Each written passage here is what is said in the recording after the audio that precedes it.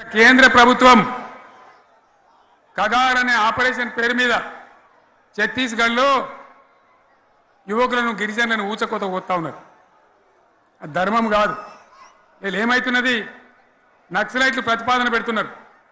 మేం ప్రభుత్వం దగ్గరకు వచ్చి చర్చలు చేయడానికి సిద్ధంగా ఉన్నాము అంటున్నారు. నేను కోరుతా ఉన్న కేంద్ర ప్రభుత్వాన్ని, బలమున్నది కదా అని చంపుకుంటా పోవుడు కాదు, అది ప్రజాస్వామ్యం కాదు. ఆపరేషన్ కగార్ వెంటనే ఆపేయండి.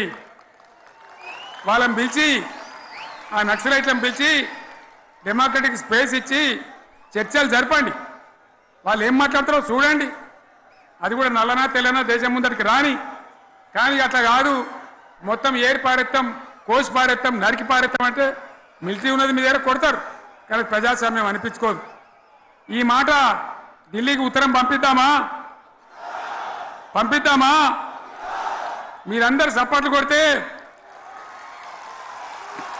తీర్మానంగా భావించి దాన్ని కేంద్రానికి పంపిద్దాం.